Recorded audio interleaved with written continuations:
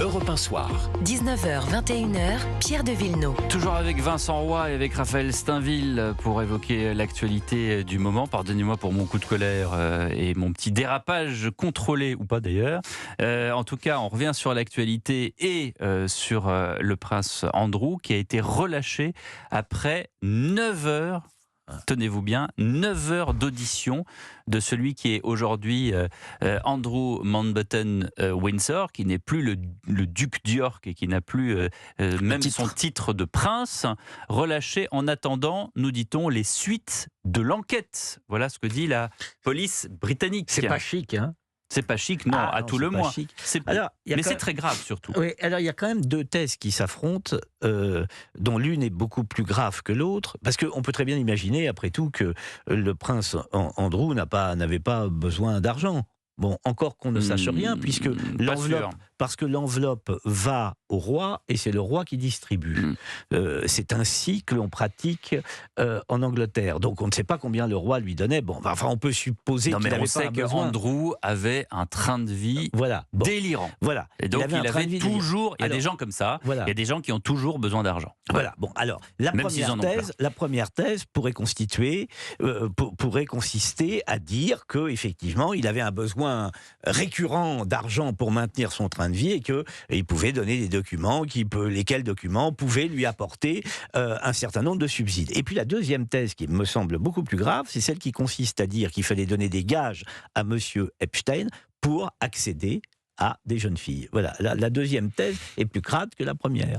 C'est même pas plus crade, c'est qu'elle est totalement condamnable, mais et en attendant, alors l'enquête le dira.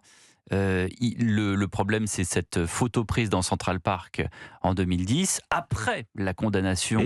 Après la condamnation d'Epstein pour pédocriminalité, et comme le dit assez justement Xavier Hofer, qui a écrit un livre sur Jeffrey Epstein, il dit dès lors, toute personne qui serre la main ou qui se retrouve en présence de Jeffrey Epstein après cette condamnation américaine, eh bien, il y a une suspicion, en tout cas, de faits qui sont hautement condamnables. Raphaël, oui, il devient radioactif lui-même. Non, effectivement, pour la royauté, c'est ravageur, d'autant que effectivement, après la publication de ces photos, non seulement il a été maintenu dans ses fonctions d'émissaire, mais il a poursuivi finalement sa collaboration ou ses compromissions avec Jeffrey Epstein. Il faut souligner que ce n'est pas seulement lui qui est compromis d'une certaine manière, c'est la royauté dans son ensemble, parce que sa proximité avec sa mère, qui, souvenez-vous, a payé l'argent qui avait été... les dettes. Pas seulement les dettes, il devait... 12 millions pour le silence de Virginia Giuffre. Exactement. C'est sa mère qui a contribué, ou en tout cas la monarchie anglaise qui a contribué à payer cet arrangement financier pour taire les dires de cette actrice. Qui ont fini par ressortir. Donc, finalement, c'est ce qui a été réglé en catimini voilà quelques années, maintenant ressort et devient un scandale dont vont se faire les choux gras les tabloïds anglais. Vous vous rendez compte, ce fils qui était le préféré de la reine. Elle l'a protégé jusqu'au bout. Et une fois que Charles est devenu roi, la première chose qu'il a faite, c'est qu'il lui a retiré... alors, il avait déjà eu des titres retirés avant, du temps de sa mère, mais il y avait aussi ce duché d'York qui lui rapportait des subsides.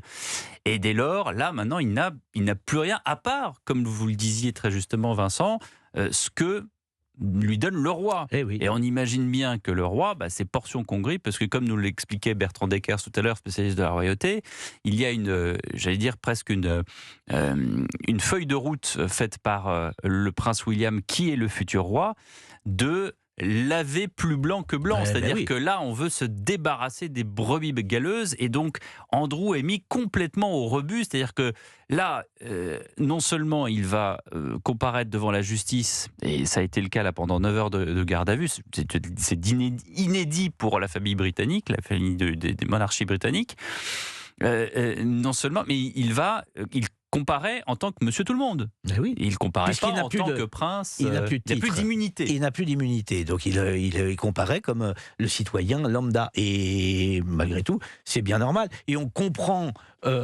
assez bien d'ailleurs les motivations du futur roi qui ne veut pas avoir ce caillou parce qu'il protège la couronne. Mais bien entendu. C'est toujours la même chose. Et il a compris également que Charles était un roi d'une certaine manière de transition.